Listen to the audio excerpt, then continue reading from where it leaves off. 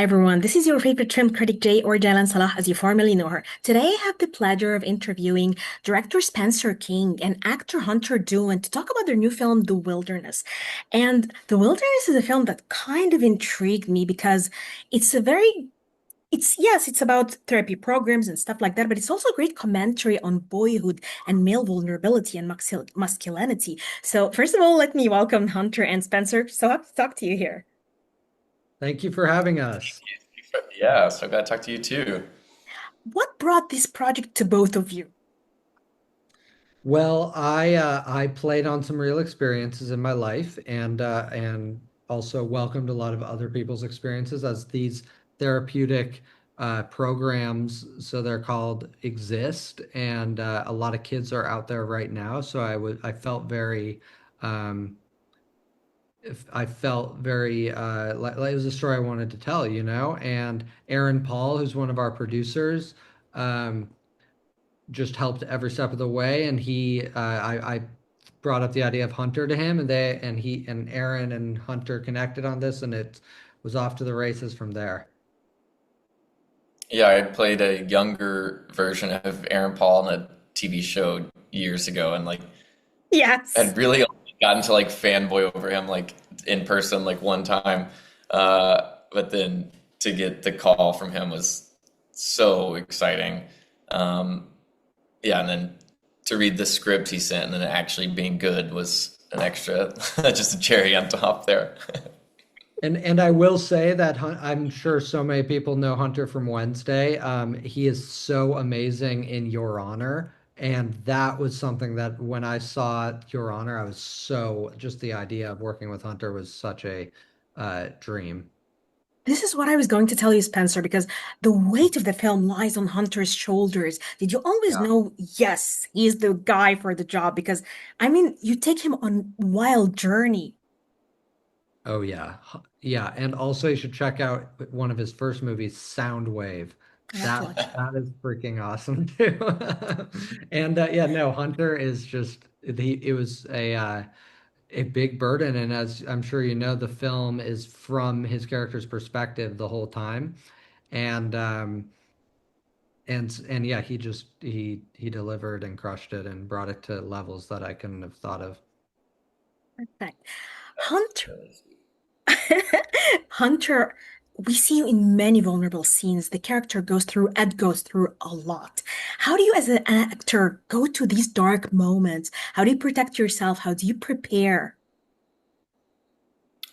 Um, I'm very much a kind of actor that doesn't like to really take it home. Like it's a really, it's based on like real stuff that happens in the world, and then it's really dark subject matter.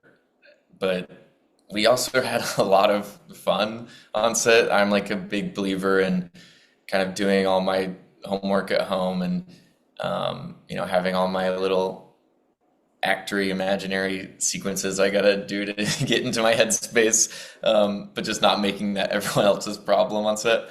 Um, and yeah, and then just trying to shake it off at the end of the day. And this movie had this extra layer of like a lot of us, like all of us, were staying in this like cul-de-sac in this like tiny little town. Like three of the actors are staying in like one house together, and so like we would all just go home and like hang out and just kind of shake off the day together. And like in that aspect, it was easy and fun.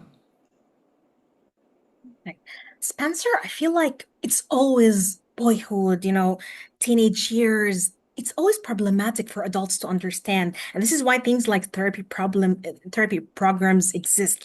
So I love that this movie comments on that. How do you see the idea of bringing stories about, like teenagers and young men and people put into these programs to the front? Yeah, well, I think growing up, that was the time period when I really fell in love with films, and a lot of films that spoke on that. I think of a just popped in my head a movie called Paranoid Park, I guess Van Sant film. Wow, I Um, adore it. Yes. yeah, and I just remember those. time periods when you find something that you're connected to, it meaning so much. And yeah, I hope that some, like you said, I think it is a misunderstood thing. That's why teenage boys oftentimes are lashing out because they are misunderstood. So I hope that people can feel a little bit understood through this. And how do you, as a director, protect, like your actors are vulnerable on screen and they go through a lot of emotional turmoils, but also this is a physical role for Hunter and for, like the impressive young cast there too. How do you, as a director, ensure, like to protect them so that they can give it their all while feeling safe with you, at the helm of this project? Yeah, well, I think Hunter kind of touched on that a little bit just before this of the comfortability that we all had because it's not even just me, there's a there's 30 people within 10 feet of you when you're having a super emotional scene. So I think the whole crew, we all lived on location in southern Utah. We all knew each other by name and personally too, and there's a level of trust that was formed. Um, and I think shooting on location really helps with that. If we were all at home and drove home at the end of the day and, didn't see each other from Friday to Monday, it would be a different story. Hunter, what were the Yeah. most, yeah, exactly. If you want to elaborate, please just No, say. I was just gonna say, well, uh, something that's really special about this was um, that, yeah, we're asked to be being really vulnerable as actors, but Spencer was being really vulnerable and telling this story and connecting with us about, real experiences. So, and that really, really helped. Yeah, I was always going to ask you, like, what are the most exhausting scenes? Because there is a lot of physicality too involved there. The emotional ones where you go inside yourself, or just, the physicality of being man versus nature in a way, because this film also has this element in a lot of ways.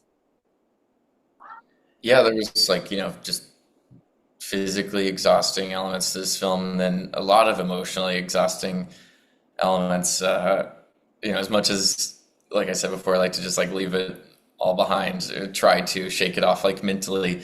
Like, if you spend the whole day crying, your body is still kind of in that state afterwards, which is always really weird.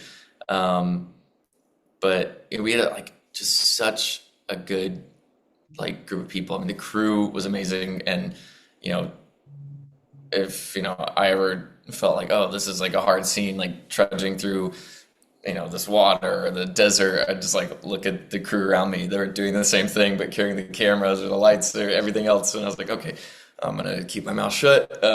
Everyone was just really putting so much into it.